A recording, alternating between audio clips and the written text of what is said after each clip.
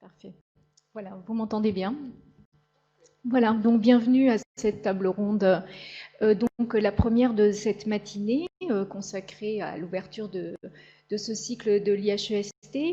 Alors effectivement, comme on vous l'a rappelé ce matin déjà, la thématique des transitions est depuis longtemps dans les tuyaux des programmations de l'IHEST et je ne peux pas soupçonner l'équipe de l'IHEST d'avoir voulu se faire rencontrer un pangolin et une chauve-souris pour avoir un si bel objet de réflexion, puisque effectivement la Covid-19, comme on l'appelle par son petit nom, nous fournit un objet de réflexion extraordinaire. Comme cela a été rappelé déjà ce matin, vraiment on est au cœur de toutes ces problématiques d'articulation entre la décision publique et la place des sciences dans la société. Et donc un petit brin d'ARN invisible à l'œil nu qui a réussi à mettre à l'arrêt pendant plusieurs mois toute la planète, qui va à tous les échelons de la société nous impacter de manière très profonde et même intime. On en vient à se demander si embrasser sa mère ou sa grand-mère est un acte vraiment raisonnable. Donc on voit que ça va bien plus loin que le simple port du masque. On est dans des situations qui commencent à non seulement à nous impacter à tous les niveaux, mais comme on l'a vu, la notion de crise, et on va l'analyser également, peut-être le mot n'est plus adapté, c'est-à-dire on est dans une situation durable. On va voir avec si effectivement il y a des perspectives à l'horizon, mais le fait de tourner la page est totalement inimaginable puisque maintenant on sait qu'il y aura sans doute d'autres crises derrière. Donc en fait, on est vraiment dans une transition en plein cœur et comme on la vit en temps réel, chacun sait qu'il y aura encore une annonce demain soir, tout le monde se pose des questions au moment même où on parle, donc on vit la transition à plein et comme on l'a rappelé également, Olivier Faron l'a rappelé, j'aime beaucoup cette métaphore du pont. C'est-à-dire que les sciences, il ne faut pas oublier les sciences humaines, hein, vraiment. Cette question de pluridisciplinarité est essentielle, aussi bien donc là autour de la table que les auditeurs qui effectivement ont des compétences croisées qui sont complémentaires. Et ce qui est très intéressant, c'est cette réflexion à faire ensemble, et non pas l'une après l'autre. Voilà, donc j'aime beaucoup cette idée de l'IHEST de faire croiser des compétences d'horizons extrêmement différents. Pour poser les bonnes questions, effectivement, autour de la table, nous avons la chance d'avoir le professeur Karine Lacombe, qui est infectiologue, Olivier Boraz, qui est sociologue, Jean-Joseph Boileau, qui lui est économiste, mais qui surtout nous fera voyager, sortir un petit peu de l'hexagone à une période où on en a vraiment besoin. Et puis, Nathalie Deprat, qui nous ouvrira les horizons philosophiques. Alors, pour commencer, nous allons ouvrir cette table ronde avec le professeur Karine Lacombe, qui est infectiologue, qui est chef de service des maladies infectieuses à l'hôpital Saint-Antoine à Paris et qui va nous proposer son approche de cette gestion de cette pandémie. Bien peut-être bonjour à tous d'abord, à tous, à toutes et tous. Alors peut-être avant de parler vraiment de la gestion de la pandémie, j'aurais voulu rebondir sur ce qui a été dit en introduction et qui est un peu le thème de ce cycle sur les périodes de transition. Je dois vous dire que j'ai été très sensible au rappel historique sur sur la surprise, la sidération que l'on a tous vécue avec l'arrivée de cette épidémie. Et effectivement, nous l'avons, nous aussi, infectiologues, médecins spécialisés dans l'étude des agents infectieux, on l'a tous vécu comme une vraie transition, c'est-à-dire une vraie transition sur le plan médical, mais qui rencontre effectivement beaucoup de questions qu'on se posait sur le plan sociétal, environnemental. Par exemple, quand d'autres virus, tels que celui de la dengue ou du chikungunya, ont commencé à se disséminer de façon massive à la surface de la Terre, on s'est dit, c'est vraiment un exemple de la transition écologique, le réchauffement climatique, etc. Et on attend tous ces nouvelles maladies sur le territoire français. Alors, on sait maintenant que la dissémination, qui, si un jour elle arrive, va prendre beaucoup plus de temps parce qu'il y a un vecteur qui est le moustique. Et pour que la dengue ou le chikungunya s'installe dans les territoires du Nord, il faut quand même qu'il y ait un changement vraiment massif du climat. Et ce que l'on a vu, et donc on s'est dit, mais finalement, qu'est-ce qui va arriver un jour comme virus, comme bactérie, qui pourra être responsable d'une pandémie? Et ça fait plusieurs années qu'on se dit quand même, les virus respiratoires, il faut faire attention. Et on a été tous, en fait, complètement submergés par l'arrivée extrêmement massive et surtout extrêmement rapide de cette nouvelle pandémie due au coronavirus. Et l'un des éléments extrêmement importants qui explique combien en quelques semaines, même pas quelques mois, on va dire quelques semaines, le monde entier a été submergé, eh bien c'est cette transition que l'on vit sur le plan sociétal avec la mondialisation. On voit bien que c'est la mondialisation des échanges qui a été à l'origine de la dissémination extrêmement massive et rapide de ce nouveau virus. Et au-delà même de cette transition, on va dire, due à la mondialisation, ce qui nous a frappé, c'est la transition que je caractériserais de génétique, parce que, à mon sens, c'est vraiment la première maladie infectieuse qui nous frappe dans notre cœur de diversité génétique. Par exemple, pour une maladie qui nous touche de façon aussi massive, on voit que l'expression clinique de cette maladie est complètement différente d'un individu à l'autre. Évidemment, on a trouvé des ressemblances en termes de, par exemple, les pneumonies, etc. Mais on voit qu'en fonction de l'âge, les petits-enfants sont très peu infectés et quand ils le sont, ils sont asymptomatiques. Les enfants de classe intermédiaire sont infectés, mais eux aussi sont asymptomatiques. Les enfants plus vieux, adolescents, ont des symptômes, mais très peu. Les jeunes adultes ont des symptômes, mais ne sont pas très malades. Et on voit que plus on avance dans l'âge et plus on a des maladies associées, qu'on appelle des comorbidités, et bien plus on va avoir de risques de faire des formes graves. Et finalement, quand on a plus de 65 ans, on fait beaucoup plus rapidement des formes létales. Donc on voit qu'il y a une intervention de la génétique dans l'expression de la maladie qui, à mes yeux, en termes de maladie infectieuse, est vraiment absolument nouveau, et je n'arrive pas à penser que ce n'est pas lié à une forme peut-être de transition, peut-être oui, de transition génétique. Donc, pour faire un peu le lien avec le thème général de ce cycle de conférences. Alors, la gestion. Je suis aussi très sensible à ce que vous avez dit sur la sidération.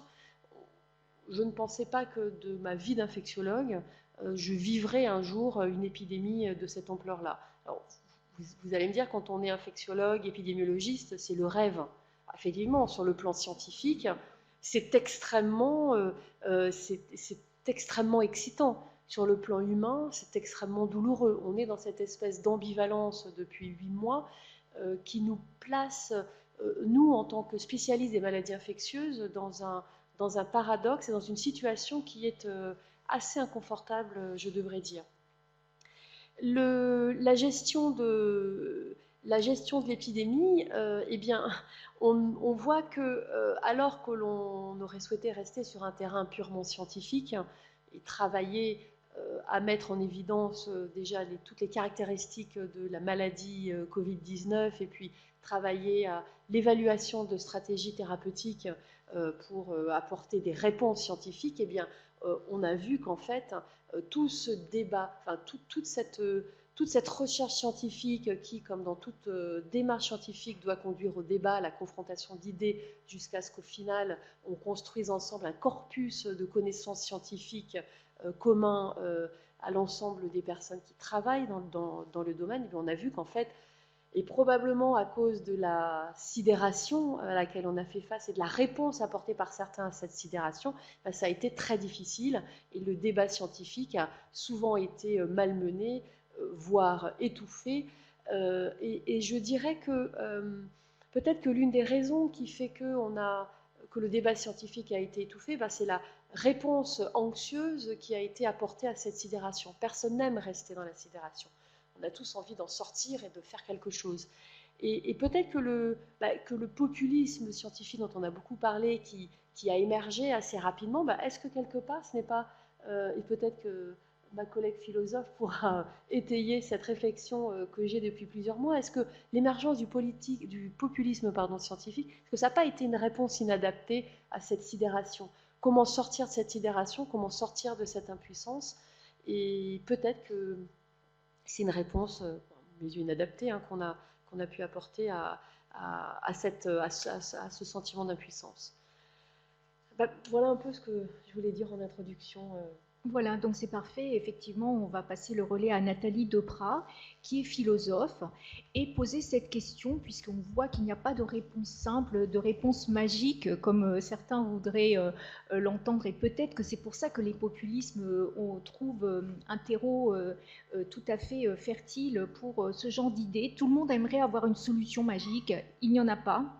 Et il faut le savoir. Et Nathalie Deprat, dont vous avez interrogé cette question de crise, qu'est-ce que ça veut dire une crise qui dure, et cette délicate relation entre le politique et le scientifique. Merci beaucoup de votre invitation donc, à cette table ronde, et je me ravis aussi d'avoir eu l'occasion, à travers les différentes présentations de tout à l'heure, de vraiment prendre mieux la mesure de tout le travail que vous faites dans cet institut, dans cette institution. Enfin, c'est une belle découverte pour moi. J'avais des connaissances très très vagues de ce qui se passait au CNAB et notamment à l'IHST. Donc vraiment merci de votre invitation. Voilà, j'ai un petit texte que je vais lire en temps réduit, donc je me suis chronométrée de façon à être sûre. Elle s'attache à comprendre un phénomène, celui de l'assise du pouvoir sur la science, qui conduit ce pouvoir, c'est son analyse, à une prétention absolue, exorbitante, et j'ajouterais pour ma part quasi métaphysique, de chercher à embrasser la totalité de la vérité, et qui conduit ainsi à démonétiser toute possibilité de réel débat constructif et d'opposition politique authentiquement alternative. Tout en soulignant les effets pervers d'une telle prétention pour la vie de notre démocratie, Fiala demeure, à mon avis, encore trop charitable. En baptisant d'épistocratique le gouvernement Macron, il lui permet par avance, et à mon avis un peu à trop bon compte, de gagner ce qu'on pourrait appeler ses lettres de noblesse, d'entourer la pratique politicienne de l'auréole, par exemple, de la figure du philosophe roi chez Platon, dans la République, notamment, dans le dialogue de la République, le monarque s'entourant de savants experts. Encore, dans son article, en 2017, de l'idéal du comte de Saint-Simon, référence, je pense, très déterminante pour vous aussi dans votre travail ici, qui, au début du XIXe siècle, dirigea l'épistocratie en principe de gouvernement, en proposant de confier le pouvoir aux plus compétents, parmi lesquels il faisait déjà figurer les scientifiques et les industriels. Mais c'est prêter, à mon sens, une éthique au pouvoir actuel, avec ses références donc extrêmement fortes et très valorisantes, qui, on l'a vu à de nombreuses reprises depuis 3-4 ans maintenant, pratiquent davantage la distance, une forme de condescendance ou de mépris, davantage que l'empathie ou la défense des biens communs. Et donc, d'une certaine manière, on pourrait dire, en écho à ce qu'on disait concernant le numérique, on a une sorte de président numérique, peut-être, qui est loin de pratiquer le contact humain, et donc peut-être que toute notre période, finalement, est cohérente de ce point de vue-là aussi. Ce serait des réflexions intéressantes à prolonger. Donc mon diagnostic, à la fois peut-être politique et philosophique, est donc aussi très ancré dans la situation inédite et effectivement sidérante, comme il a été rappelé, de la pandémie actuelle, et vous l'aurez compris, plus incisif, on va dire, peut-être plus au scalpel, si je peux me permettre cette métaphore médicale, car je pense que notre situation d'humain, aujourd'hui, du fait de cette pandémie,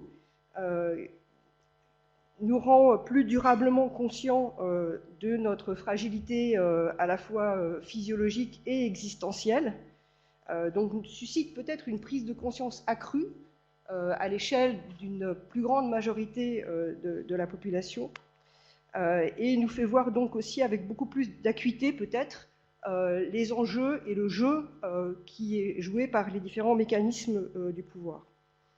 Il me semble que cette pandémie, elle produit, c'est peut-être une de ses vertus, à l'encontre, enfin aussi malgré toutes les contraintes et les problèmes qu'elle pose, elle produit un effet de loupe, je dirais, sur la stratégie, les stratégies du pouvoir en place, en l'occurrence, qui donc utilise, instrumentalise, j'irais jusqu'à dire manipule la science et les scientifiques à leur corps défendant sans doute et à ses propres fins.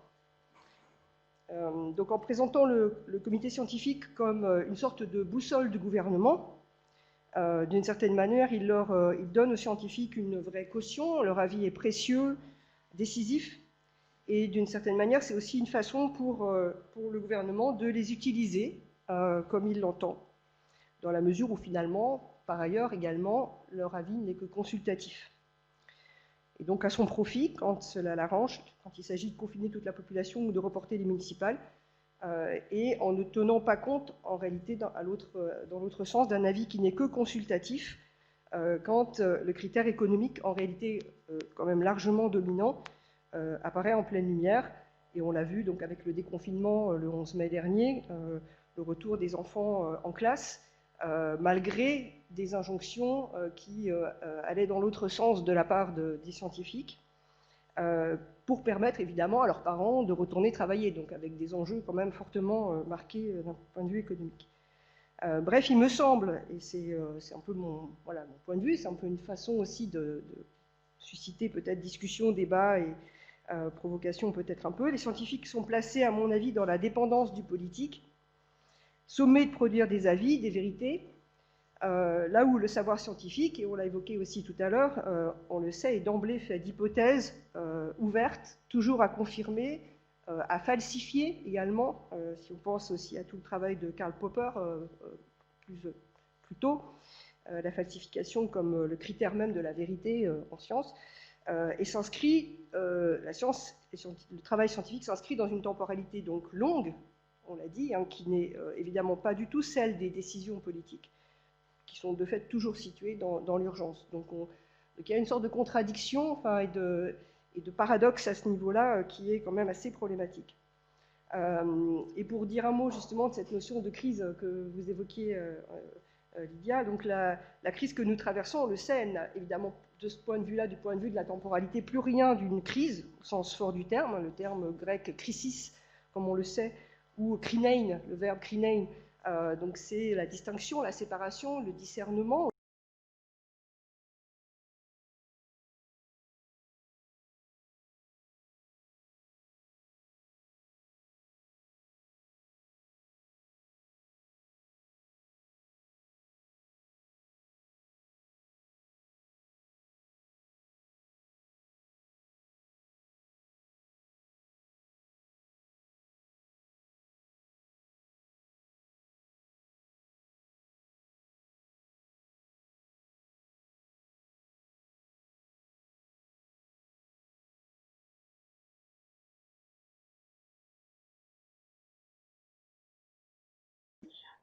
Sur une manière même d'appréhender les phénomènes qui nous frappent aujourd'hui. Un petit mot pour conclure sur justement mon avis, en fait, ce que je pense vraiment de ce que les scientifiques représentent, parce que à travers cette prise de parole, on peut avoir le sentiment que je place les scientifiques dans une position quand même assez inconfortable. Enfin, mais en fait, mon analyse est essentiellement politique et pas du tout. Avouer le rôle des scientifiques. Les médecins en particulier aujourd'hui, les scientifiques en général ont un rôle central à jouer dans les situations difficiles, mais côtoyant moi-même dans mon propre travail de recherche en philosophie de nombreux scientifiques, notamment des psychiatres, je suis absolument convaincue de leur fidélité inconditionnelle au serment d'Hippocrate, donc de leur profond sens éthique, mais je subodore, je crains ou je suspecte que nos politiques soient pas forcément dans la même attitude, ou en tout cas soient assez loin d'avoir ces mêmes scrupules. Et donc l'idée c'est d'ouvrir un débat sur ces enjeux et donc aussi d'interroger justement ce terme d'épistémocratie, qui a une très grande dignité d'un certain point de vue, mais qui peut avoir des effets extrêmement problématiques d'un point de vue démocratique, dans les usages qui en ont été faits et théorisés, notamment aux États-Unis dans les années 80, quand il a été repris. C'était aussi un terme qui a été pensé comme étant un terme discriminant entre ceux qui savent et ceux qui ne savent pas, et donc même en évoquant l'idée que le vote pourrait n'être que réservé finalement à ceux qui savent. Donc d'un point de vue politique, ça a des effets quand même assez problématiques. Et puis par ailleurs, quand l'épistémocratie devient quelque chose qui crée de l'instrumentalisation, évidemment, c'est aussi problématique. Donc, voilà. Merci beaucoup, Nathalie Deprat, pour ces éclaircissements, notamment sur les paradoxes temporels. Comme on l'a rappelé, le temps du politique et le temps du scientifique ne se passent pas exactement au même niveau.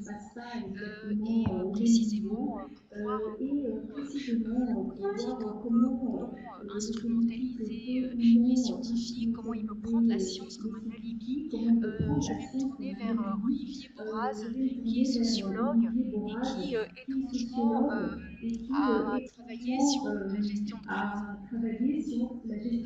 Non, ça n'a rien d'étrange. C'est un sujet de recherche que je suis depuis pas mal d'années. Donc merci pour cette invitation. Donc je vais appuyer mon propos liminaire sur un petit ouvrage dont je me permets de faire la publicité, puisqu'il a été publié la semaine dernière, qui s'appelle Covid-19, une crise organisationnelle, auprès de Sciences Po, et que j'ai coécrit avec Henri Bergeron, Patrick Castel et François Dedieu, collègues de CNRS de l'INRA. Et en fait, dans cet ouvrage, l'idée est de partir d'un certain nombre d'étonnements, de questions et d'étonnements qu'a soulevé la gestion de cette crise dès le mois de mars, à commencer par la décision du confinement, donc, qui a déjà été évoquée. Et c'est vrai que cette décision, en prenant un peu de recul, quand même, elle étonne pour plusieurs raisons. Elle étonne d'abord parce que c'est une décision inédite. Jamais une telle décision n'a été prise. Jamais elle ne figure dans aucun plan. Je travaille beaucoup sur les plans de préparation et de gestion de crise, et vous ne trouverez aucun plan qui mentionne cette mesure de confinement comme une des solutions possibles en cas d'épidémie, notamment. C'est une mesure qui n'a pas été testée, sur laquelle il n'y a pas de connaissance, dont on ne connaît pas les effets. Bref, c'est une mesure radicalement inédite, ce qui surprend parce qu'on a plutôt effectivement tendance, quand on travaille sur les politiques publiques comme c'est mon cas, à avoir des solutions existantes, éventuellement recyclées, retraduites. Mais là, on a quelque chose de nouveau. Et donc, dans l'ouvrage, on s'interroge sur les conditions qui amènent à prendre une décision. Donc, on ne juge pas la décision, mais on se demande à quelle condition, effectivement, une décision peut être prise.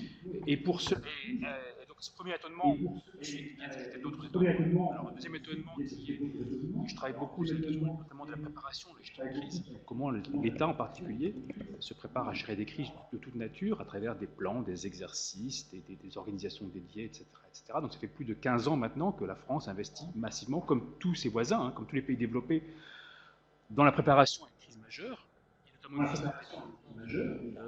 Et deuxième étonnement, malgré cet investissement de longue date, malgré tout ce qui a été accompli, encore en novembre dernier, un exercice national sur le variole, donc pour se préparer effectivement à l'arrivée de la variole, qui est quand même, pour le coup, un virus qui est effrayant à mains égards. Eh bien, malgré ça, effectivement, l'État, les pouvoirs publics ne vont pas s'appuyer sur ces outils, cette préparation, vont improviser une réponse, vont créer de nouvelles organisations. Donc, on a cité le conseil scientifique. Il y aura aussi d'autres structures qui vont être créées. Bref, l'État va très largement inscrire sa réponse en dehors de ce qui avait été prévu. Et ensuite, troisième étonnement, quand il activera quand même le 17 mars les dispositifs prévus pour gérer une crise majeure, immédiatement les transformer, immédiatement les compléter, les repenser. Donc on va avoir tout au long du mois de mars, avril, mai, jusqu'au mois de juin même, et de cette manière ça se poursuit encore aujourd'hui, une improvisation assez grande dans l'organisation de la gestion de crise, par création de toutes sortes d'organisations. Et avec alors bien sûr, on sait qu'en cas de crise, le principal enjeu, c'est la coordination, c'est l'échange d'informations et la coordination. Et donc, face à des problèmes de coordination, eh bien, systématiquement, la réponse sera la même.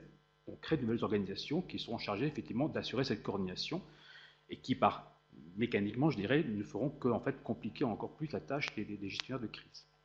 Alors, je précise, parce que j'ai oublié de le faire au départ, cet ouvrage s'appuie à la fois donc, sur une revue de littérature, donc on a la littérature en sociologie des crises, sociologie de la décision, sociologie de l'action publique, et des organisations, pardon, mais aussi des entretiens que nous avons pu conduire dans des hôpitaux, auprès de fonctionnaires de services centraux des locaux de l'État, services de pompiers aussi, ARS. Donc on a pu conduire un certain nombre d'entretiens pendant cette période pour essayer effectivement de comprendre comment cette crise était gérée. Donc, troisième étonnement, cette prolifération d'organisations inédites qui sont censées permettre la coopération et qui en fait généralement la compliquent. Et puis, dernier étonnement, la réponse de l'hôpital, la formidable capacité d'adaptation qui s'est développée dans les hôpitaux. Et là aussi, pour nous, un étonnement, parce que mes collègues en particulier travaillent beaucoup depuis des années sur l'hôpital. L'hôpital est un lieu connu pour ses tensions, ses conflits au sein de la hiérarchie, entre services, autour des patients, autour de ressources de plus en plus rares. Bref, l'hôpital n'est pas un lieu d'emblée de forte coopération. Et là, pourtant, on a un moment assez inédit d'une très forte mobilisation qui s'explique à la fois par, bien sûr, le dévouement des personnels et leur investissement dans une cause majeure, mais aussi, on l'explique, par un certain nombre d'autres contraintes qui pèsent habituellement sur le fonctionnement des hôpitaux et qui, là, ont disparu pendant quelques temps et ont permis cette coopération. Donc bref, on formule des étonnements, ensuite, en s'appuyant sur la littérature et sur des entretiens, on formule des hypothèses explicatives et actuellement, on est en train de continuer cette recherche pour essayer de vérifier, de valider ces hypothèses. On a un projet qu'on va bientôt déposer à l'ANR pour essayer de continuer à travailler sur une plus grande échelle encore, pour essayer de comprendre comment les organisations ont pu réagir. Alors, dernier point avant de rendre la parole, juste pour donner un petit peu un petit teaser, si vous voulez, concernant la décision de confinement. Finalement, ce qu'on essaie de comprendre, c'est les conditions de cette décision. Qu'est-ce qui rend possible une telle décision? Et ce qu'on souligne, c'est qu'il y a trois composantes au moins qui permettent de l'expliquer. D'abord, une composante organisationnelle, et notamment la création de ce conseil scientifique. C'est vrai que la création de ce conseil scientifique nous a beaucoup étonnés, et remarquable à plein de titres, ça a été dit, parce qu'effectivement, elle s'inscrit dans un paysage qui est déjà saturé d'agences et d'organisations d'expertise et de gestion de crise. Donc on n'est pas dans un no man's land. Quand on crée le conseil scientifique, il y a déjà des agences existantes qui sont censées faire ce travail-là. Il y a des agences d'expertise, des agences de gestion de crise. Donc on a un dispositif qui est déjà assez complet, et pourtant, on va créer une organisation inédite, qui est le conseil scientifique. Et c'est vrai que ce qu'on montre dans l'ouvrage, c'est que c'est de ce conseil que va venir la proposition de confinement. Et de fait, on peut se poser la question de savoir, s'il n'y avait pas eu ce conseil, aurait-on confiné comme on l'a fait? Question ouverte qu'on va essayer de résoudre dans les mois à venir. Et ensuite, une condition cognitive, qui est très importante aussi, la composition de ce comité est quand même très largement médicale, à quelques exceptions près. Et donc, de fait, le cadrage, au sens de comment on définit un problème, comment on en définit la nature, les formes, les caractéristiques, le cadrage du problème, début mars, va être un cadrage non pas seulement sanitaire, mais médical et hospitalo-centré. C'est-à-dire qu'on va très clairement dire, voilà, il y a une vague qui menace de submerger les hôpitaux, il faut s'y préparer, et donc la définition du problème sera centrée sur l'hôpital comme instance à protéger, en excluant du coup beaucoup d'autres dimensions de la crise, et en excluant aussi, clairement en assumant le fait que la décision qui va être prise, à savoir de confiner, va produire des effets, mais on ne sait pas lesquels. Et donc, c'est un pari à prendre que de prendre cette mesure. Donc, le cadrage est très médical, et tout au long en fait, de la crise, du mois de mars, avril, mai, et encore aujourd'hui, on voit bien que effectivement, différents cadrages s'affrontent. On pourra revenir effectivement sur le cadrage économique versus sanitaire, parce que je trouve que c'est une fausse opposition qui est très trompeuse, mais je trouve mais il y a cette dimension-là. Et puis il y a une dimension politique, un cadre avec des conditions politiques pour cette décision. Les conditions politiques tiennent à la fois, ça a été dit, à la présence des élections, mais surtout un souci à la fois de se situer par rapport à ce qu'elles font d'autres pays. C'est vrai que la France n'est pas isolée, donc les décisions qui sont prises à ce moment-là s'appuient aussi, s'inscrivent dans un contexte global où d'autres pays prennent des mesures similaires. Donc il y a cette dimension effectivement de tenir compte de ce que font les autres et aussi de montrer sa propre volonté d'agir. Et aussi une dimension proprement française, là pour le coup, qui est l'incapacité dans ces moments-là de penser des décisions un peu sur mesure. Et donc on va imposer une mesure pour tout le territoire qui s'inscrit dans l'esprit républicain, effectivement, de ne pas discriminer, de ne pas traiter différemment les différentes parties du territoire, les différentes populations, et qui donc va conduire effectivement à cette mesure uniforme. Donc voilà, trois conditions, il y en a beaucoup d'autres, mais trois conditions qui permettent un petit peu de comprendre comment on a bien à prendre cette décision, et je termine là-dessus. Notre souci, donc, n'est pas de critiquer cette décision, mais c'est de dire, voilà, comment on vient, et on pourra revenir sur pourquoi cette décision est prise aussi tardivement, c'est un autre facteur aussi qui a beaucoup joué, mais finalement, comment faire en sorte que la prochaine fois que nous aurons une menace, qu'elle soit sanitaire, environnementale, numérique ou autre, on ne soit pas finalement conduit à prendre cette décision, une décision d'une telle radicalité dans l'urgence et dans ce moment de sidération que nous, dans l'ouvrage, nous qualifions de panique des élites, pour reprendre un concept américain. C'est un moment de panique dans lequel on prend une décision qui est même assez radicale sans en connaître les conséquences. Merci Olivier Boraz. Donc on voit que dans l'Hexagone, on a comme une profusion d'experts, hein, les experts sur les plateaux de télé, et puis les experts dans l'ombre qu'on va consulter ou non. En cette période où il est difficile de voyager, on va un petit peu prendre des nouvelles de l'étranger avec Jean-Joseph Boileau, qui est économiste et qui finalement a des nouvelles à nous apporter de Chine, d'Inde et d'Afrique, et d'Amérique latine, des continents dont on se demande encore si l'univers médiatique sait qu'ils existent. Voilà, la parole est à vous, Jean-Joseph Boileau. Merci Lydie, vous tenez la montre parce que je n'en ai jamais. Très content de me retrouver dans cette salle quelques années après où le thème était l'innovation Jugaad, la simplicité. On ne peut pas dire qu'on ait fait preuve de beaucoup d'innovation et de simplicité en France. Mais comme je vis très peu en France, je vais essayer de vous faire partager vécu de la crise dans ce qu'on appelle le monde émergent. On l'appelle le monde émergent, le monde d'avant. C'est important de se situer sur une trajectoire, je pense. Le monde émergent, c'est un nom qui lui est donné lorsque, en gros, vers la fin des années 90, on voit un ensemble de pays qui vraiment décollent et bouleversent l'économie mondiale. Et il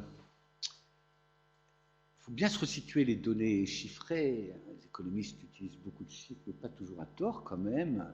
Dans les années 80, on a 80% de la population mondiale qui se partage à peu près 20% du revenu mondial. Il a fallu attendre la crise de 2008, donc c'est pas vieux, pour que le Rubicon soit franchi, que ce groupe de pays passe à la moitié du PIB mondial, 50% du PIB mondial, et donc on les appelle émergents parce que comme des experts, si vous voulez, la pointe immergée sort, et 2008, le monde occidental s'enfonce dans la crise, elle est très sérieuse et elle va mettre 10 ans à être résorbée, et le monde émergent est touché, mais beaucoup moins, de sorte que, avant la crise du Covid, eh bien, ce monde émergent pèse un peu plus de 60% du PIB mondial. Vous voyez, il a continué à grignoter.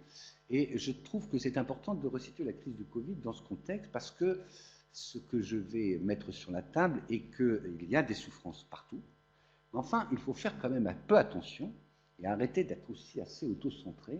Le monde ne vit pas nécessairement à ce rythme-là. Et deuxièmement, je reste persuadé qu'il y a potentiellement d'extrêmement bonnes nouvelles derrière cette crise. Les crises, je suis plutôt oriental et donc je ne connais pas tellement ce mot, il n'existe ni dans les langues chinoises, ni dans les langues indiennes, ni dans les langues africaines. Dans les langues chinoises en particulier, pour ceux qui aiment bien lire un peu de la philosophie comparative, je pense à François Julien, la notion de crise n'existe pas, on parle de mutation, de temps long. Eh bien, je pense que la crise du Covid s'inscrit là-dedans et je vais essayer de vous montrer pourquoi. Vu du reste du monde, on a l'impression non pas seulement d'un camp de Gaulois, même s'il y a beaucoup de... Alors, Gaulois, moi je pense, pour avoir peut-être lu tout récemment Guerre et paix, je vous conseille, quand il y a des épidémies comme cela, de prendre votre temps de lire enfin de vrais grands ouvrages, et je dirais plutôt napoléonien dans la façon dont on a géré cette crise. Tellement de points communs avec ce que décrit notre grand Tolstoï sur la campagne de Russie que je suis surpris de cette épaisseur des traits de l'histoire. Alors pourquoi la crise, l'épidémie, donc ne pas utiliser le mot crise, dans les émergents nous intéresse? D'abord parce que sur le plan sanitaire et le plan économique, je suis un tout petit peu dubitatif sur, quand je passe de la couverture du Parisien libéré de ce matin à ce que j'ai à 5 heures du matin glané en Asie. Et effectivement, les taux de mortalité, je peux rien, on peut dire qu'elles sont toutes mauvaises, etc. Mais enfin, bon, dans l'ensemble, il n'y a pas plus de raison, c'est comme moi, de tricher, entre guillemets, sur ce taux de mortalité dû au Covid en France et ce que les Chinois et les autres indiquent. J'ai fait partie des gens très sceptiques sur les données chinoises. Le fait est que j'ai une partie de ma famille qui vit en Chine, et donc j'ai pas mal d'amis, et en Inde aussi, en Afrique aussi. Et donc j'ai des retours, si vous voulez. Et donc même si la Chine nous dit quelque chose qui est de l'ordre de 3 000 à 4 000 personnes, ou moins, et que même si l'on multiplie par 10, je pense que c'est à peu près ce qui est le bilan fatal en Chine, on atteint 30 000, ce qui nous ramène à des taux de mortalité, et c'est bien ça quand même, vous serez tous d'accord avec moi, qui est l'instrument de mesure in fine. Eh bien, on a en Chine un taux de mortalité par million d'habitants de l'ordre de 3. En Afrique, où, là encore, nos experts, pour ça qu'il y a un vrai problème sur les experts en général, avaient sorti en France, notamment une note confidentielle du ministère des Affaires étrangères du mois d'avril, sur le drame qui allait arriver en Afrique. Et je ne parle pas d'une note d'une fondation XY en France, prévoyant que l'Inde allait s'effondrer. Et l'Inde en est à 73 morts, décès par million d'habitants. Alors, j'ai vérifié, comme on le fait en France avec les données de mortalité de l'INSEE, parce que ça, ce sont des données assez connues, hein, qui est la mortalité mois par mois, tous les pays suivent cela, et effectivement, on ne voit pas d'écart majeur entre ces taux de mortalité annoncés et le fait qu'il y aurait eu tout d'un coup des taux de mortalité exceptionnels. Il y a dans les pays émergents une zone particulière qui est l'Amérique latine. Alors, c'est très important parce que l'Amérique latine, on l'a mis dans les mondes émergents, on parle de pays émergents, mais le problème de l'Amérique latine, c'est qu'elle est émergente depuis plus de 2 siècles, qu'elle n'a jamais émergé, qu'elle n'émergera peut-être, sans doute, jamais. Donc, ce qui, moi, m'intéresse plutôt, c'est ce qu'on a appelé les zones émergentes, les nouvelles zones émergentes du XXe siècle. Alors, je ne suis pas du tout non pas un scientifique, car nous sommes tous autour de la table des scientifiques, mais dans les domaines médicaux, Karine connaît beaucoup mieux que moi les sujets, mais néanmoins, je suis obligé en tant qu'économiste d'avoir une évaluation. Et sur le plan sanitaire, il y a 3 facteurs qui sont souvent mis en avant pour expliquer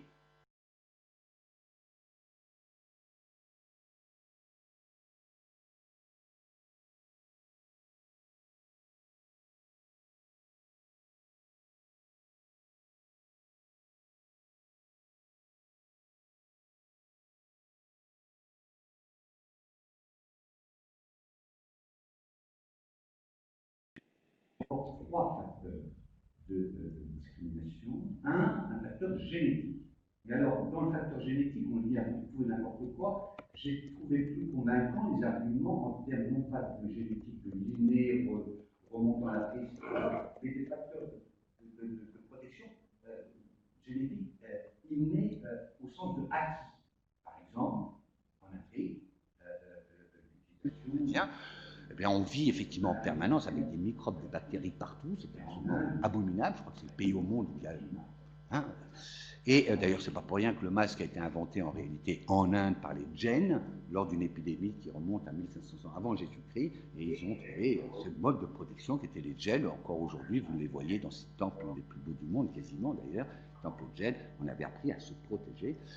Et ça a, semble-t-il, développé des facteurs de résistance. Hein, de capacité de lutter, y compris sur le plan pulmonaire, parce que c'est probablement un des pays où les attaques pulmonaires sont les plus fortes. La pollution dans les villes, les villages, les indiens est absolument terrible, et donc il faut réagir. Quant à la Chine, il y a, semble-t-il, ce n'est pas une question chinoise, c'est une question asiatique, parce qu'il y a bien un phénomène particulier qui est l'Asie et le reste du monde. C'est indéniable, c'est indéniable. C'est pas la Chine communiste, Taïwan, le Japon, où là, il y aurait aussi un certain nombre de facteurs génétiques. Mais à cela se rajoute un facteur démographique. Là encore, ce qui me frappe en France, je prends le temps de news, il n'y a pas d'experts quasiment sur le plateau, en dehors de Karine Lacombe, des experts médicaux. Après, c'est des dodos là. Il n'y a aucune rationalité. Facteur démographique, parce que si vous prenez, alors je vais prendre les plus de 65 ans, la proportion de la population qui a plus de 65 ans, là on a déjà un début d'explication. Vous avez par exemple en Afrique, il y a des pays donc très peu touchés, 3% de la population qui a plus de 65 ans. En Inde, c'est 7% seulement. En Chine, qui est un peu plus vieille, on est à 11 ou 12. Et puis en Europe, bah, on est à plus de 20%, voire 25%.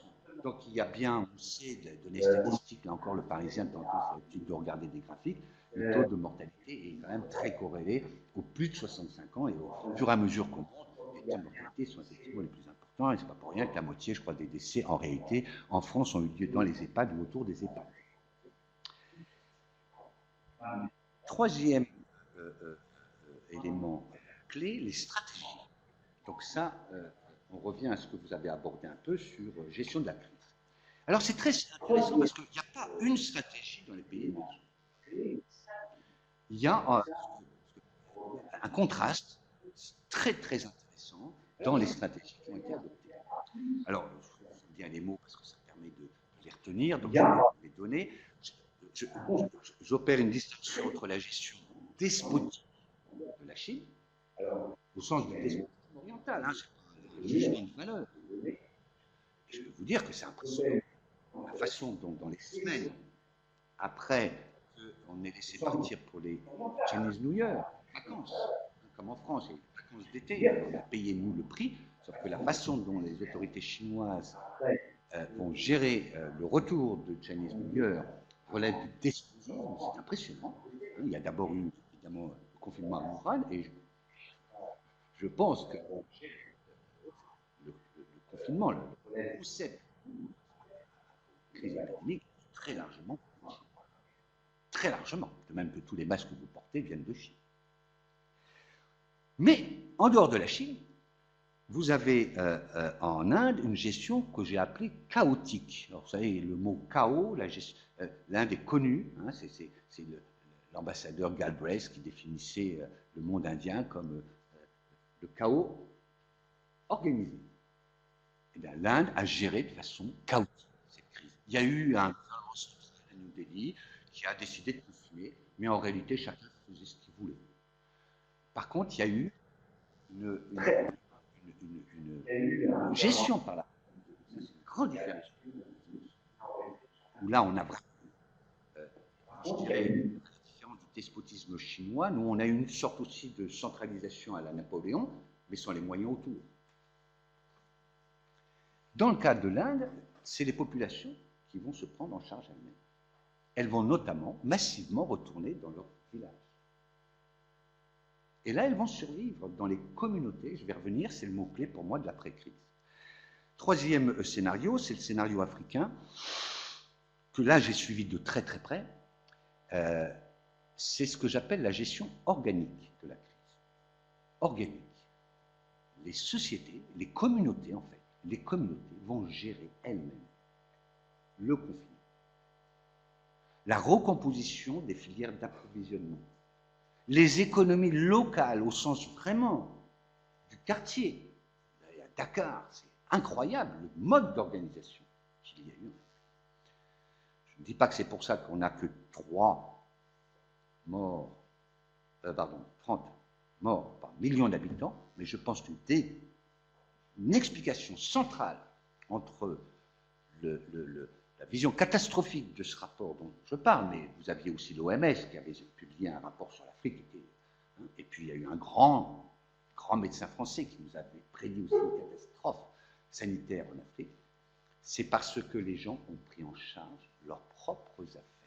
Et c'était d'autant plus facile, si vous regardez le décroissement, enfin entre la Chine, l'Inde et l'Afrique, c'est parce que c'était la société la moins, entre guillemets, développée. C'est-à-dire que les structures traditionnelles sont en Afrique jouent encore un rôle très très important. L'Amérique latine, vous allez me dire où est-ce qu'on en est dans ce tableau. J'ai appelé ça la gestion antagonique de la crise. L'antagonisme qui est le cœur des sociétés latino-américaines, qui explique leurs difficultés économiques à émerger précisément. C'est l'antagonisme qu'on n'ose jamais appeler par son nom, qui est entre les blancs européens d'origine et les populations locales. L'affaire Bolsonaro est particulièrement révélatrice, mais c'est partout en Amérique latine de même. Pour conclure rapidement, je vais passer sur l'impact de court terme, mais j'aimerais quand même au moins vous donner les chiffres économiques, parce que c'est important. Crise en Chine, oui, peut-être. Enfin, le PIB, qui est de la mesure que nous utilisons, avec tous ses défauts, était de 6% en 2019, la croissance, elle va être de 2% cette année.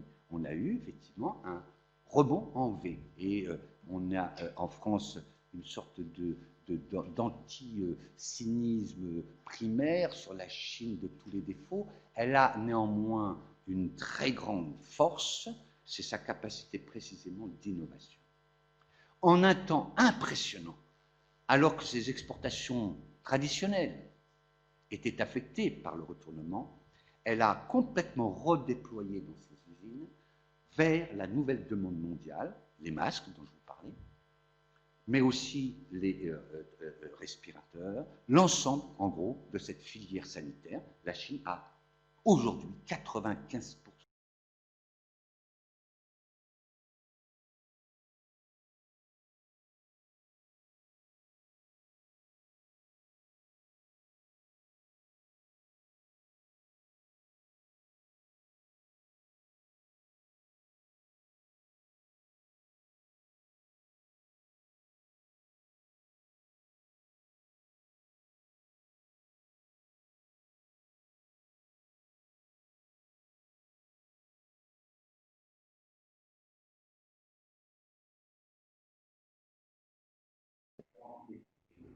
Je conclue en disant pourquoi c'est une chance, je pense. Parce que vous l'avez dit vous-même, c'est dans la mondialisation qu'il faut aller repérer, non pas le virus seulement, même s'il l'est. Mais regardez, 80% c'était des touristes. Cet effondrement de la mobilité a relancé la question endogène et et je dis que c'est une chance parce que ce n'est pas joué, bien évidemment. Mais s'il s'avérait que cette crise produit, notamment dans les pays émergents, une reconquête de leur développement local, alors on aurait des voies positives de ce que j'appelle la démondialisation modérée. C'est-à-dire non pas une démondialisation, chacun se renferme sur lui-même, comme bien sûr il y a aussi ce risque de la xénophobie, etc., mais une redistribution de ce qui était déséquilibré dans le siècle dernier entre les trois composantes d'une vie économique équilibrée avec le reste, c'est-à-dire à la fois le rôle important des États, et on voit qu'il y a beaucoup d'États faillis. Il faut se poser la question pour la France, de l'État failli. C'est pour ça que j'aime bien parler de Napoléon. Ce n'est pas celui qui a construit l'État moderne, contrairement à ce qu'on pense. C'était concentré, hein, très fortement concentré comme pouvoir, ce qui explique, et je pense que c'est très intéressant l'analyse de notre Tolstoï sur les raisons hein, de la défaite, de Russie. Le rôle de l'État doit être reconstruit, redéfini. Mais il ne peut l'être que s'il est équilibré avec les communautés. Il y a un grand économiste, pour moi, un Indien, c'est un hasard, Raghuram Rajan, son livre n'est toujours pas publié en France, et il ne sera sans doute pas, la France s'intéresse peu à ça, il est déjà publié en allemand. Ça s'appelle The Third Pillar, le troisième pilier. Pour avoir une vie économique équilibrée avec le reste, c'est-à-dire la sociologie, la philosophie, le fait qu'on ne vit pas de l'espérance de vie, c'est l'espoir de vie, c'est Bernanos qui disait ça. L'espérance de vie n'a pas de sens, c'est l'espoir de vie qui a un sens. Eh bien, si les communautés ne retrouvent pas leur pouvoir au sens économique, donc ça veut dire une relocalisation des économies, le sujet a été lancé en France, mais on voit bien que la différence entre un village indien ou un bourg indien, un bourg africain et un bourg chinois, On est persuadé en France que c'est Xi Jinping qui décide et qui fait tout. Non.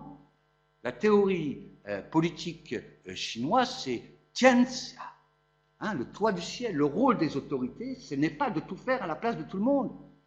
Ma fille habite à Chengdu, elle vit là-bas. Eh bien, c'est les autorités du quartier où elle habite, puis de la province où elle habite, qui sont en charge et qui expliquent cette très grande faculté, aussi cette grande flexibilité, cette capacité d'innovation du monde chinois. Donc si, je poursuis et je conclus là-dessus, cette crise pouvait nous aider un peu à aller vers une sortie de cette globalisation, vers quelque chose qui reste coopératif, ouvert, mais plus équilibré entre ces trois pôles, le rôle de l'État, le rôle du marché. J'ai évidemment pas parlé de cela, mais c'est très important de laisser aussi au marché, parce que c'est un indicateur à la fois de liberté et d'efficacité économique, indéniablement, mais il ne peut pas être tout seul. Et donc, si de cette crise, on ressort avec un nouvel équilibre trouvé, eh bien, on aura connu avec le Covid-19, ce qui en fait est une transition. Vous avez abordé ce sujet, je suis très content, c'est le terme que j'ai choisi aussi d'un article qui a publié, hein, la crise du Covid et peut-être la transition vers une autre type de mondialisation. Merci. Merci beaucoup Jean-Joseph Boileau. Alors on voit que le sujet est extrêmement riche. Ce que je vous propose, comme l'horloge tourne, c'est de prendre plusieurs questions dans la salle pour les auditeurs qui sont présents, pour qu'ils puissent participer au débat, et également ceux qui sont à distance. Je sais que vous avez tous des réactions aux uns et aux autres, et donc vous profiterez pendant ces réponses pour réagir, parce que sinon on va tous être trop frustrés de ne pas avoir le temps de parler. 3 questions là-bas dans la salle.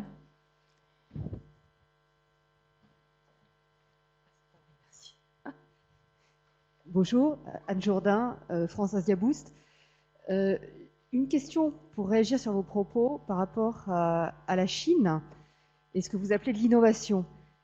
Quel est en fait l'accès à la matière de la Chine qui peut expliquer en comparaison avec l'Europe, sa capacité de réaction. Autrement dit, dans ce qu'elle fabrique, qu'est-ce qu'elle détient ou ce à quoi elle accède qui lui permet de fabriquer? Alors on va prendre une autre question, plusieurs questions en même temps, parce que je pense que tout le monde les aura à l'esprit pour pouvoir répondre de manière synthétique. Oui, bonjour. Étienne Collomb, directeur d'une petite agence de communication, Caminos. C'est une question pour Monsieur Boraz. Vous n'avez pas évoqué dans cette relation entre pays émergents et monde occidental la question du modèle économique pivot qui est le modèle de croissance. C'est-à-dire, au fond, est-ce qu'il n'y a pas aussi l'opportunité de réfléchir sur des modèles économiques où croissance et limitation de la ressource n'est pas aussi posée à travers cette crise. Et j'ai une petite question aussi pour Madame Karine Lacombe. Êtes-vous sûr qu'au fond, hors évidemment le contexte sociopolitique est très différent, mais de la peste noire du XIVe siècle et ce qu'on vit sur la Covid, est-ce que vous êtes sûr que finalement il y a une véritable différence de stratégie génétique entre ces deux maladies? C'est-à-dire que l'évolution de cette peste noire qui a tué à peu près la moitié de la population européenne, est-ce qu'au fond, dans les phénomènes de résistance, on ne retrouve pas un peu la même logique que celle qu'on est en train d'étudier en ce moment? Merci. Bon, on va répondre déjà à ces questions. Donc, je donne la parole à Karine Lacombe pour cette dernière question qui intéresse tout le monde.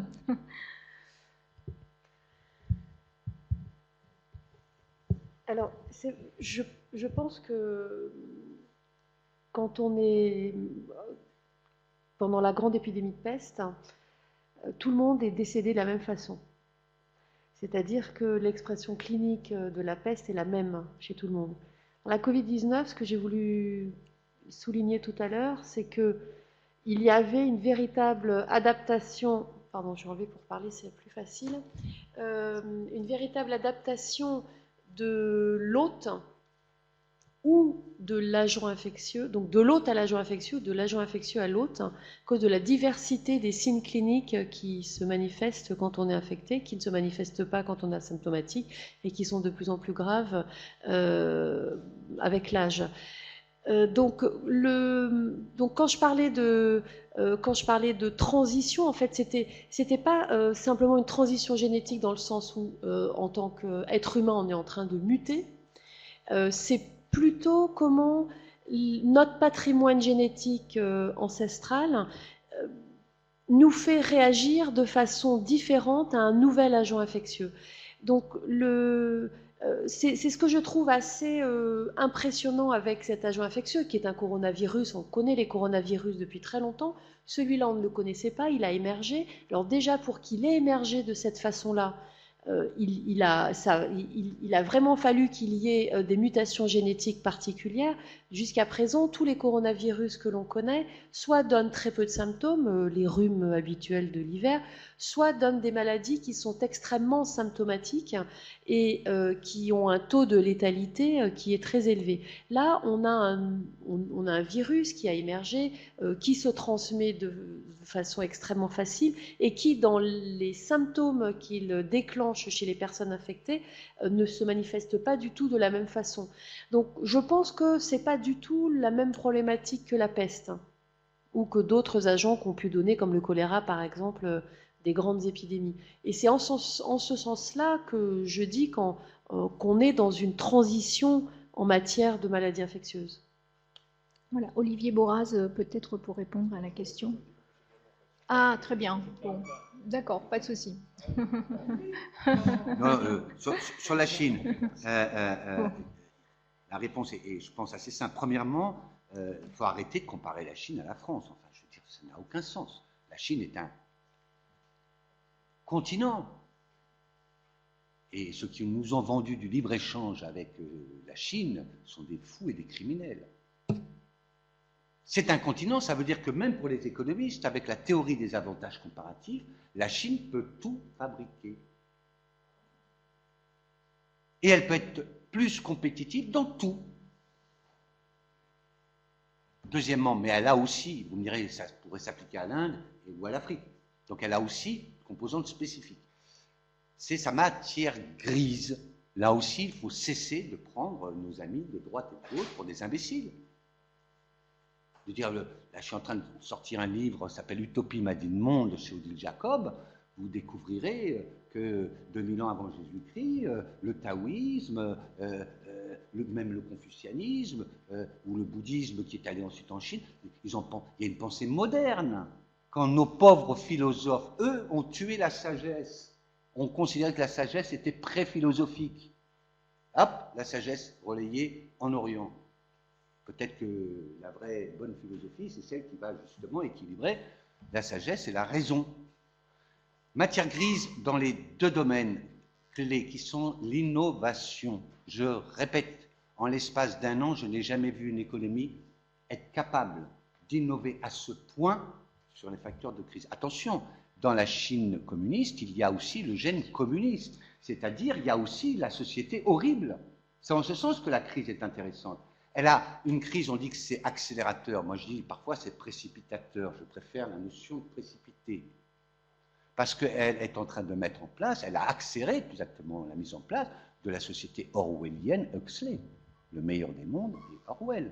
Et c'est ça que les démocraties ne veulent pas, et je pense que c'est tout à fait juste. Simplement, les démocraties n'ont pas trouvé la bonne réponse. Peut-être aussi à eux de faire preuve d'un peu plus d'originalité. Donc il y a une matière grise qui est cette capacité d'innovation, et une deuxième qui est dans la matière grise qui est l'organisation.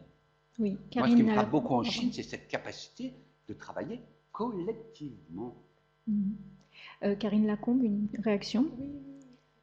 Oui, je voulais déjà réagir tout à l'heure quand vous avez parlé. C'est extrêmement intéressant pour quelqu'un comme moi qui ne connaît pas très bien la Chine. Ce dont je me rends compte quand même, c'est qu'en tant que citoyen, je pense qu'ils sont aussi arrivés à avoir une gestion de crise dont vous avez l'air de dire qu'elle est plutôt exemplaire. parce que quelque part, il y a eu efficace. Alors, exemple, vous avez raison, c'est plus efficace qu'exemplaire. Mais en même temps, est-ce qu'en France, quand on voit par exemple ce qui s'est passé avec Stop Covid, toutes les discussions qu'il y a eu en termes de liberté, d'atteinte à la liberté de se déplacer, on va savoir exactement ce que le citoyen a fait, qui il est allé voir pendant le confinement, etc., avec Stop Covid, si jamais il était repéré. Je pense que quand même, ce qui s'est passé en Chine est une vraie atteinte aux libertés individuelles au profit du collectif, ce qui s'est passé à Wuhan par exemple, l'obligation de se déclarer, l'obligation avec les téléphones portables de pouvoir être pisté où qu'on aille. Il y a eu quand même, si on va un petit peu plus loin et qui peut expliquer aussi pourquoi il y a cette machinerie industrielle qui s'est mise en place très vite pour les masques et puis pour d'autres... tout ce qu'on utilise à l'hôpital en France, on sait que la grosse majorité des éléments de protection viennent de Chine. Ça a quand même été au prix ces dernières années d'une atteinte à l'environnement extrêmement forte avec toutes ces usines, les conditions de travail, etc. Et puis aussi, l'autre raison, et moi je le vois très bien avec les antibiotiques par exemple, ce dumping économique qui fait que actuellement, quasi le seul endroit où on fabrique certains antibiotiques comme des antibiotiques très simples qui traitent plein de maladies comme la pénicilline, l'extensiline, qui traite la syphilis, etc., où on a ou les vaccins encore, on a des ruptures très fréquentes de ces médicaments parce qu'en fait, ils sont principalement fabriqués en Chine et dès que l'usine en Chine a un problème par exemple, de qualité de production, eh bien, tout s'arrête et on n'est plus alimenté. Et on n'est plus alimenté en médicaments. Donc, on subit quelque part les conséquences, nous, de ce développement chinois qui s'est fait au détriment de l'environnement, des libertés individuelles. Je réponds très vite. J'ai dit le plus efficace, c'est pas le plus exemplaire. Mais la Chine communiste n'est pas la Chine. Le monde chinois, c'est beaucoup plus que la Chine. Et il faut parler de Taïwan, qui est probablement la gestion la plus exemplaire sur le plan à la fois sanitaire et économique. Personne ne parle, c'est impressionnant quand même. Ou bien la Corée du Sud. Enfin, Taïwan est une île dont il a été facile de fermer très rapidement. Il y a combien d'habitants ? Il y a combien d'habitants à Taïwan ? Eh oui, on pense... Les Français ne connaissent plus la géographie, l'histoire. C'est une île, enfin c'est 25 millions d'habitants. La Corée, c'est pas 2 millions d'habitants. La Corée a mis en place aussi une gestion. Donc ce que vous dénoncez, à juste titre, je suis le premier à l'avoir dit tout à l'heure, c'est comment nos élites napoléoniennes ont été fascinées par la Chine communiste. Attendez, hein, quand la Chine s'ouvrira, etc., la Chine, pas un mot sur les Ouïghours, pas un mot sur les Tibétains.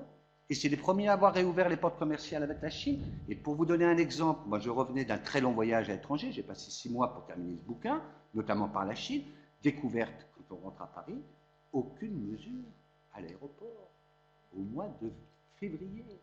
Alors qu'en Chine, à l'époque, ils avaient déjà tout bouclé.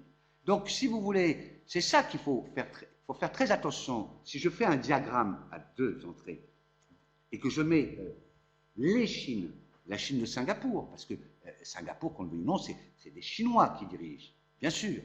Alors, on s'aperçoit qu'il y a le cas extrême de la Chine communiste, qui a, par contre, par pragmatisme, mélangé le meilleur de cette tradition chinoise avec le pire de la tradition communiste, et qui débouche sur ce que vous dites, c'est-à-dire du dumping inimaginable des prix. Mais comment aussi nous avons des groupes en France comme LVMH, j'ai la chance de tout être haut fonctionnaire, je peux le dire, dont tout le business dépend aujourd'hui du marché chinois et qui freine toute expression aujourd'hui de ces réserves que l'on peut avoir vis-à-vis de l'efficacité, entre guillemets, du modèle chinois. Donc, regardez bien ce qui se passe à Taïwan. À Hong Kong, même chose. La gestion à Hong Kong a été intéressante. J'y ai vécu pendant 3 ans, je vois le rôle très important. Alors, ce n'est pas la communauté au sens africain du terme de l'ethnie, c'est la communauté au sens de la famille élargie, le clan. Le clan. Ça aussi, la sociologie française s'est peu intéressée à ces formes d'organisation sociale, qui fait que quand je m'appelle Wang, mon nom indique que j'appartiens à un grand clan et qu'il y a un degré de solidarité, d'auto-organisation, qui d'ailleurs explique pourquoi tous les cafés tabac parisiens ont été rachetés par les mêmes triades. Alors, on va prendre des questions des auditeurs virtuels. Oui, alors, donc nous avons une question effectivement plutôt médicale. Comment est-on sûr que ce qui est attribué tous les ans à la grippe ne comporte pas également déjà des infections à coronavirus endémiques? Eh bien, parce que quand on fait des prélèvements respiratoires et que l'on cherche les germes qu'il y a dans ces prélèvements respiratoires par une technique que maintenant tout le monde connaît, qui s'appelle la PCR, on fait ce qu'on appelle des PCR multiplex et on va rechercher jusqu'à 15 ou 20 germes. Et on voit en fait quels germes il y a dans ces prélèvements et ça permet de faire l'épidémiologie des virus respiratoires qui circulent en période hivernale. On peut faire par exemple la différence entre les différentes souches de grippe, les différentes sortes de coronavirus, mais on a aussi des rhinovirus, virus respiratoire syncytial, etc., etc. Métapneumovirus, voilà. Donc on sait en fait quel type de virus circule en période hivernale. D'autres questions aussi des auditeurs? Pas pour l'instant. Ah, donc il y a une question dans la salle. Alors en attendant que le micro circule, juste un petit mot. Olivier Boraz, vous avez notamment souligné dans vos travaux, alors évidemment pas à l'échelle de la Chine, mais ce qui était remarquable en France, c'était effectivement de n'avoir pas utilisé certains moyens, et donc des choses avaient craqué en quelque sorte, mais d'autres avaient tenu, et notamment grâce au personnel médical. Alors là, on est comme dans une sorte de deuxième vague, et est-ce que effectivement la base va tenir? Alors, la sociologie n'est pas une science prédictive, mais effectivement, je pense qu'on... Enfin, plusieurs éléments de réponse. D'abord, je pense qu'on a tort actuellement de vouloir absolument comparer la situation qui se dessine devant nous avec le mois de mars-avril. On n'est pas du tout dans la même configuration, la coupe endémique n'est pas la même, les réactions des organisations... Enfin, tout a changé. Voilà. Donc on est sur une autre crise, alors crise ou... Non, chez nous, c'est une phase. Non, j'aurais une interdit de phrase, qu'effectivement, voilà, les termes, effectivement, les termes. Une autre phase. Et du coup, effectivement, alors, la presse s'en fait l'écho, et je pense que c'est à juste titre, il y a effectivement une inquiétude quant à la capacité des personnels hospitaliers à tenir alors, deuxième vague. Mais cette inquiétude, moi, je l'ai rencontrée aussi dans des administrations centrales de l'État, qui ont été beaucoup sollicitées lors de la première vague. Ne se sont pas entièrement remis encore de la fatigue que ça avait constitué. Et donc il y a un phénomène de fatigue et d'usure qu'on sent déjà dans des administrations qui vont être au cœur de la seconde vague. Et la différence, je pense qu'elle est importante, c'est que en mars-avril, on a une temporalité, alors dont on sait bien qu'effectivement ça ne va pas s'arrêter à date fixe, mais quand on confine, c'est pour 45 jours, ensuite ça va être un peu prolongé, mais on a un horizon temporel. Là, je pense que la difficulté qu'on a actuellement, c'est que les organisations qui se préparent ou qui sont déjà entrées dans une situation de crise, de fait, ne savent pas quand ça va se terminer. C'est-à-dire qu'il n'y a pas d'horizon temporel. Et ce qui ne facilite pas non plus donc, on a l'investissement, parce que autant on peut se mobiliser, monter tous, enfin, voilà, prendre les métaphores qu'on veut, se mobiliser quand il y a une urgence immédiate comme en mars-avril, autant là, on est face à quelque chose qui va être dans le long terme. Et pour le coup, les organisations de crise ne sont pas armées pour ça. Je prends un exemple qui n'a rien à voir, mais quand il y a eu Fukushima, en France, les autorités de sûreté nucléaire, donc la SN et l'IRSN, ont été très largement mobilisées, ont suivi la crise, qui était très loin, et qui ne concernait pas la France. Et se sont rendus compte à ce moment-là qu'une crise similaire en France, effectivement, il ne tiendrait pas longtemps, parce qu'effectivement, l'épuisement, l'inscription dans des semaines et semaines, il ne pourrait pas tenir. Or là, effectivement, l'inquiétude que j'ai, moi, alors voilà, donc je ne fais pas de la prédiction, mais je exprime une inquiétude, c'est que les organisations vont être mises à beaucoup plus rude épreuve maintenant qu'elles ne l'ont été en fait en mars-avril, paradoxalement. C'est-à-dire que et autant en mars-avril, l'État a tenu, c'est-à-dire que, alors je fais une petite incursion, mais c'est important, quand on parle de crise, souvent on associe crise avec un effondrement des organisations. Les organisations s'effondrent, elles ne peuvent plus travailler, elles ne peuvent plus... Bon. Et là, ça a tenu. Il n'y a pas eu d'effondrement en mars-avril, ça a tenu.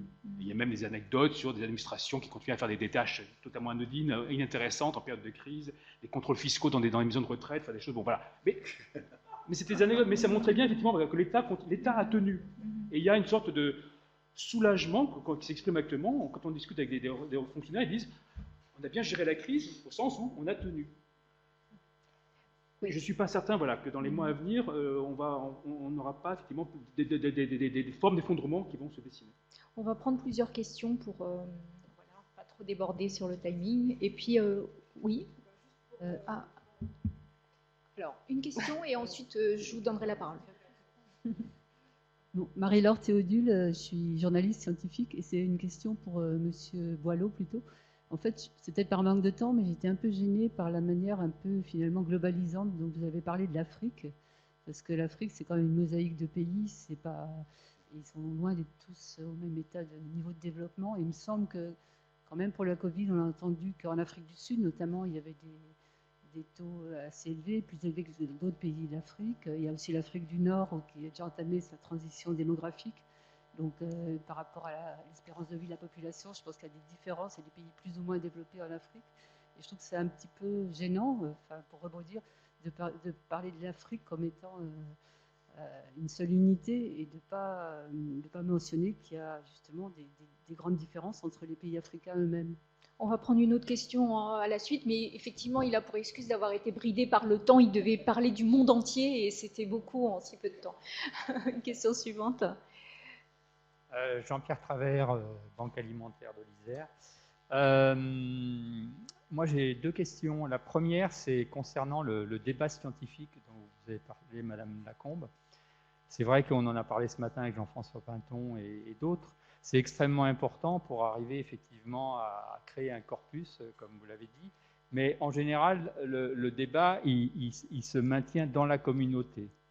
Moi, j'ai l'impression, mais je voudrais avoir votre avis, que le gros problème qui s'est produit cette année, c'est-à-dire qu'il y a des tas de scientifiques respectables, a priori, compétents aussi, mais qui se sont exprimés dans les médias, dans l'ensemble de la société. Et je pense que là, il y a eu des interférences désastreuses. Moi, je l'ai constaté autour de moi, des gens qui faisaient des réflexions et complètement déboussolés quand on n'est pas justement de formation scientifique. Et donc là, je pense qu'il y a... Alors, les scientifiques en question ne sont pas les seuls responsables, mais quand même, ils se sont laissés happer pour un certain nombre dans ce système, et ça, je pense que c'est un point négatif, et j'aimerais avoir votre point de vue. La deuxième question, la plus courte, ça concerne notre collègue économiste. Est-ce que finalement, en tissant ce qui s'est produit dans les différentes, à gros traits, asiatiques, Afrique et choses comme ça, finalement, moi, ce qui et Europe et pays développés, on a l'impression que finalement, ce qui manque maintenant, si on vous écoute, et dans notre résilience, c'est la capacité d'organisation à une échelle relativement petite. C'est-à-dire, est-ce que le fait qu'on est maintenant de plus en plus individualiste ou individualisé, finalement, ce n'est pas le chaînon manquant dans le système? Alors, je vais d'abord donner la parole à Nathalie Deprat, puisqu'elle voulait réagir, et ensuite, vous répondrez. Oui, non, c'était juste une réaction, effectivement, par rapport à cette difficulté, finalement, à s'adapter actuellement dans cette deuxième vague, qui n'est effectivement pas du tout la même que ce qu'on a vécu au printemps. Et le fait que je pense qu'il y a un rapport à l'adaptation, à l'adaptabilité qui est plus du tout de même nature, et dont on ne mesure pas du tout les conséquences actuellement. On a un peu évoqué au printemps les effets, comment dire, dans la population justement du confinement, en termes d'anxiété, en termes voilà, des troubles psychiques qui pouvaient être suscités, mais là aussi c'était un peu à l'aveugle. Et on était aussi beaucoup inquiets par la façon dont le personnel hospitalier allait justement traverser les choses du point de vue de troubles internes. Mais je pense que là, ça concerne vraiment toute la population, et je pense qu'il y a un rapport au temps qui est différent et qui passe aussi psychiquement par une sorte d'usure et de lassitude, qui donc n'est plus du tout de la réactivité dans l'urgence, et pour lequel on ne mesure absolument pas les effets, et dans la mesure où on va être amené à s'installer dans quelque chose qui va durer, et qui est peut-être un nouveau mode d'être, à conquérir ou à comprendre, je pense qu'il y a vraiment des questions à se poser sur cela, et de ce point de vue-là, je trouve que la comparaison avec effectivement l'installation de l'attitude asiatique, orientale, etc., justement dans le temps, dans la durée, et j'ai beaucoup aimé effectivement le fait de parler de mutation et pas de crise de ce point de vue-là. Je pense que là, il y a vraiment quelque chose d'intéressant, un point de repère à aller chercher et à s'approprier. Karine Lacombe, une réaction à la question? Oui, pour répondre à votre question sur le débat scientifique, effectivement, vous avez tous vu quelle foire d'empoigne ça a pu être sur certains plateaux. En fait, c'était bon, on en a parlé tout à l'heure, hein, la crise, la sidération, l'angoisse, l'anxiété de la société et la demande de la société d'avoir des réponses à la crise sanitaire. Et on a très rapidement vu qu'en fait, la temporalité médiatique, on parlait tout à l'heure du décalage entre la temporalité politique et la temporalité scientifique, mais ce décalage est encore plus prégnant entre la temporalité médiatique et la temporalité scientifique. Je pense que ce qu'il s'est passé est justement une très belle illustration plutôt négative de l'importance qu'ont pris les réseaux sociaux et qu'ont pris les médias informels dans la diffusion de l'information. On a également vu que beaucoup de médias, que ce soit à la télévision ou la presse écrite, n'avaient en fait pas de culture scientifique, n'avaient pas de journalistes scientifiques. Il y en a qui en ont. Il y en a qui en ont, qui sont absolument excellents, mais il y en a beaucoup qui n'en avaient pas, parce qu'en fait, la science n'est pas un domaine qui est vraiment très porteur médiatiquement. Et c'est là qu'on a vu la vacuité scientifique de certains médias. Et donc, ils sont allés chercher les experts. Moi, j'ai répondu à l'appel quand j'ai été sollicitée. Et ce dont on s'est aussi vite aperçu, c'est que, en fait...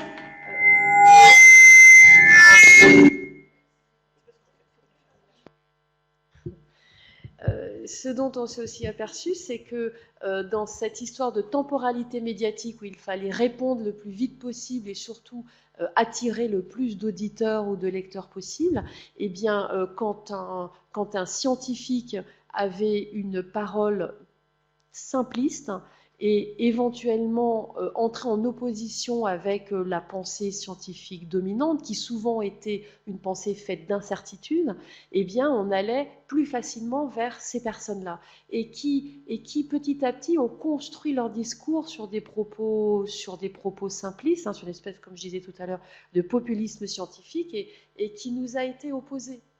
Et ça a été une période, et c'est toujours une période extrêmement difficile pour nous, pour la science, pour la démarche scientifique. Et on s'est aperçu d'ailleurs que si que la population française dans son ensemble manquait aussi de culture scientifique, c'est peut-être parce qu'à l'école, en particulier dans le secondaire, eh bien, on n'avait pas assez insisté sur l'importance d'apprendre la démarche scientifique et de forger l'esprit à la réflexion autour de la science. Et même au niveau des politiques, comme on va le voir. Alors oui, Jean-Joseph Boileau, je vous donne la parole pour répondre à la question très brièvement, pour avoir le temps d'en prendre une petite dernière encore avant sur de clôturer. Évidemment, j'ai écrit l'Afrique pour les nuls, et tout le monde me disait, mais vous êtes fous, là, on ne peut pas parler de l'Afrique. Ben si, on peut en parler, c'est comme ça, on parle de l'Europe, et pourtant Dieu sait s'il y a des différences en Europe. Pourquoi on peut en parler à propos de l'Afrique? Quand vous prenez les données, pays par pays, hein, vous avez accès à cela sur Internet sans problème, vous observez qu'il y a un pays très touché, c'est l'Afrique du Sud. Oui, mais on retrouve le problème latino-américain. Excusez-moi. C'est précisément l'Afrique du Sud le plus touché. Parce qu'il y a cet antagonisme. La moitié des morts africains, excusez-moi, c'est l'Afrique du Sud. Alors, il y a aussi les affaires dont vous parlez, ça c'est très important, le climat, enfin, les facteurs sanitaires classiques. Ensuite, il y a un deuxième monde qui est touché en Afrique, c'est intéressant, vous en avez parlé, c'est le Maghreb. C'est les Arabes. Excusez-moi, ce n'est pas du racisme, c'est en termes historico-génétiques, avec ici des traits très intéressants. Le Maroc, hein, c'est le deuxième pays le plus touché. Maroc, Égypte, c'est marrant, et vous faites une diagonale. C'est la diagonale de l'islam. Très net. Et on sait que c'est souvent alors là, on est dans des communautés religieuses, elles ont été les vecteurs, même en Corée d'ailleurs, hein, les grands vecteurs de la circulation de la crise. Je ne veux pas dire que dans les communautés religieuses, ce n'est pas très bon, mais il peut y avoir un problème en termes de dimension. Et enfin, pour le reste, c'est très homogène, le reste de l'Afrique. Vous avez des taux de mortalité extrêmement faibles. Ça, c'est extrêmement intéressant. Alors, ça me ramène à la réponse à votre question. Oui, bien sûr, ce qui m'intéresse dans le cas africain, mais aussi dans le cas indien, je dois le dire, c'est, parce que le cas chinois communiste m'inquiète, donc je cherche aussi une alternative à cette efficacité un peu trop efficace, c'est cette résilience qui tient à cette capacité organique, je reviens au mot, le développement économique endogène avec des sociétés qui sont résilientes parce que capacité organique. Vous voyez, j'habite dans un village normand. Je dois vous dire que je ne comprends pas comment, pendant toute cette épidémie-là, le maire, les élus municipaux, nous ne soyons pas réunis pour dire voilà comment on s'organise. La France n'a plus de colonne vertébrale, au sens sociétal du terme. De sorte que, heureusement que nous avons, nous, un réseau parallèle avec une chèvrerie bio, etc., et on s'est auto-alimenté à 100%. Mais ça a été vraiment une résilience de type réseau parallèle. Pourquoi? C'est une leçon pour l'Occident en général. Nous avons rêvé, et ça c'est une question philosophique, de l'extrême individualisme. L'individu est au centre du paradigme de la révolution industrielle. Et cet individu-là, parce qu'il ne peut pas y avoir de société avec des individus, va à ce moment-là chercher chez l'État, dans l'État, la réponse au problème de la coordination d'ensemble. Mais manque de chance, nos sociétés sont organisées autour d'un paradigme économique et celui du marché. Et le marché, ça ne peut pas être l'État. C'est pour ça que je reviens à ma conclusion qui est réfléchissons, je ne dis pas que c'est joué, mais est-ce qu'il n'y a pas derrière cette crise pandémique une chance à saisir qui est celle de mieux redéfinir avec ensuite à géométrie variable. Le monde asiatique, le monde africain, etc. sont des mondes différents. Mais de réfléchir à notre rééquilibrage, on appelle ça les 3 R, hein, rééquilibrer entre justement les communautés, donc l'individu dans la communauté, dans les faits il est dans une communauté. Mais nous, on l'ignore, on ne veut pas. D'ailleurs, on est anticommunautariste, nous. Ben oui, ça n'a pas de sens. Une société qui n'a pas de communauté dépend soit du marché, soit de l'État. Et elle est donc déséquilibrée, puisqu'elle ne fonctionne qu'au travers de mécanismes qui sont des mécanismes soit de commandement avec, excusez-moi, Kafka, qui nous a appris qu'une société ne peut pas être gérée par des États de ce type-là. C'est pour ça que j'insiste sur la question chinoise, du communisme chinois. C'est un drôle d'État, l'État chinois. C'est un drôle d'État. Il ne fonctionne pas comme l'État français, du tout, du tout. Il est beaucoup plus décentralisé au niveau le plus petit du village. Pourquoi? Parce que la société chinoise est organisée dans des clans. Donc voilà, merci d'avoir repris la question africaine, c'est très important. Il n'y a pas, effectivement, vous avez raison, une homogénéité totale, mais il y a un cœur dans l'expérience africaine qui, à mon avis, nous intéresse. Et elle nous intéresse aussi parce que la question française est dedans. On sait que les banlieues sont très touchées, parce que précisément la société française est incapable de redonner la main aux communautés au nom de la lutte contre le communautarisme. Je renvoie à ce que, en introduction, notre philosophe a appelé, je trouve remarquable ce terme, comment vous disiez, l'épistocratie. Voilà. Qu'est-ce que c'est beau, non? Voilà. L'épistocratie. Voilà, une toute dernière question et ensuite on clôturera la table ronde. Donc une question qui revient effectivement à cette constatation d'une gestion contradictoire et donc erratique de la crise. Donc est-ce que ce phénomène de gestion contradictoire ne serait pas lié à un combiné entre la financiarisation et la judiciarisation de la société? Alors, qui veut répondre? Peut-être la philosophe. Ah, Olivier, allez-y. Je crois que c'est possible, mais je pense qu'il y a une réponse peut-être plus prosaïque, mais plus profonde, à savoir que ce qu'on a observé, nous, pour l'instant, dans la gestion de crise en France, et je pense que ça se poursuit encore aujourd'hui, c'est de la part du gouvernement et du président de la République, donc de la part des élites politiques, une profonde méfiance vis-à-vis de leur administration, voire une forme de défiance parfois, qui s'est développée dès le mois de janvier. Nous avons discuté avec pas mal d'administrations et qui toutes nous disaient, mais dès le mois de janvier, on aurait dû déclencher, comme les pays asiatiques, le plan pandémie grippale, on aurait dû activer la cellule interministérielle de crise, on aurait dû se mettre en ordre de marche. Et pourquoi n'a-t-on pas fait? Donc c'est une question. Alors on continue de creuser cette question parce qu'elle est intéressante. Parce qu'effectivement, je ne dis pas qu'elle n'aurait pas permis d'éviter le confinement. Il n'empêche qu'on avait quand même un certain nombre d'outils disponibles qui auraient permis effectivement de se lancer dans l'anticipation et donc d'arriver au mois de mars, peut-être au moment où là-bas commençait vraiment à prendre de la hauteur et de la force, avec peut-être déjà des mesures progressives mises en place. Et une partie de la réponse tient, nous semble-t-il, au fait qu'il y a une profonde méfiance. Alors cette méfiance, à la fois, elle revient de l'élection d'Emmanuel Macron, qui a toujours marqué une forme de défiance par rapport à la haute administration et par rapport à ce qu'on appelle le deep state, qui ne veut absolument rien dire en contexte français, mais c'est quand même, on se fait plaisir à croire qu'il y a un état profond qui serait... Bon. Il y a une méfiance, et ensuite cette méfiance, elle a été aggravée par la gestion assez catastrophique de la tempête Irma en 2017. Alors on ne s'en souvient pas parce que c'était il y a 3 ans, puis bon, on est passé à autre chose, mais 2017, tempête Irma, qui provoque des dégâts assez majeurs dans les Antilles, qui a été très très mal gérée par les services de l'État, en charge de la gestion de crise. Et ça a laissé des traces. Ce qui fait qu'à partir de là, le gouvernement et le président de la République ne voulaient plus faire appel à la gestion de crise pour pouvoir effectivement gérer une crise. Et donc la non-activation tient partiellement à cette raison-là. Elle tient aussi, et c'est ce qu'on dit dans le livre, au fait que en période de crise, les pouvoirs publics ne veulent pas se lier les mains. Ils veulent garder de l'agilité, comme on dit aujourd'hui, pour un terme à la mode, de la souplesse, de la réactivité, ce qui est important effectivement. Et donc, en n'activant pas les dispositifs prévus, les plans, c'était une façon aussi de garder un peu de souplesse. Sauf que, ensuite, quand ils se rendent compte effectivement que la crise est là, eh bien, ils vont inventer. Et c'est ce qu'il ne faut jamais faire en période de crise, c'est inventer une nouvelle organisation. Mi-février, on crée la Task Force interministérielle, donc une task force qui va, ministère de la Santé, qui va gérer la crise. C'est un non-sens. On ne crée pas une organisation nouvelle de gestion de crise en pleine crise.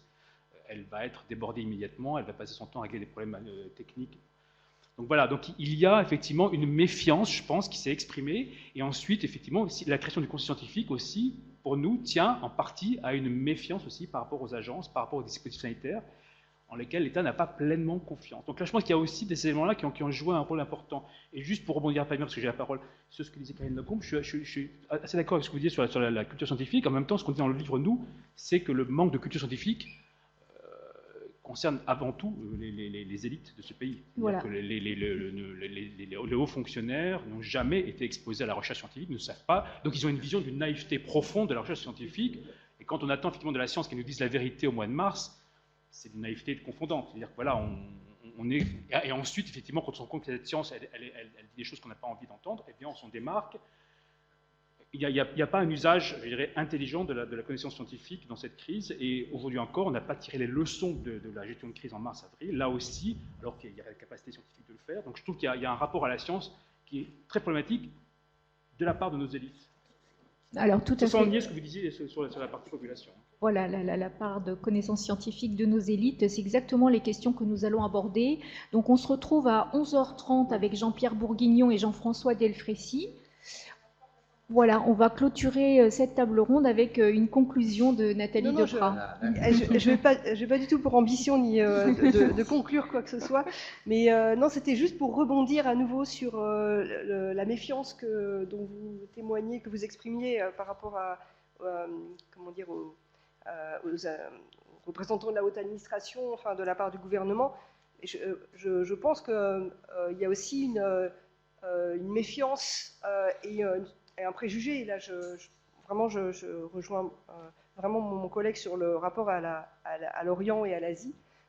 Et je pense qu'on a vraiment... Enfin, moi, je me rappelle en février avoir été saisi par justement ce qui était en train de se produire en Chine et les réactions totalement déplacées du gouvernement et du coup de toute la population en cascade concernant le fait que ce virus, de toute façon, ne pouvait pas nous atteindre.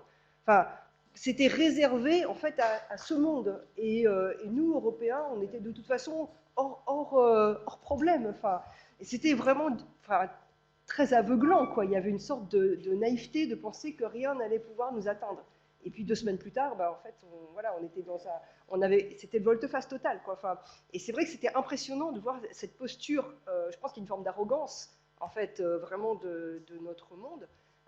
Et donc, du coup, un préjugé, une grosse ignorance de la manière, de ce qui se passe finalement ailleurs, et là, en l'occurrence, effectivement, en Orient. Enfin, l'absence d'anticipation, elle est là aussi, de manière très, très profonde. En tout cas, je vous remercie tous les 4 pour cette table ronde qui était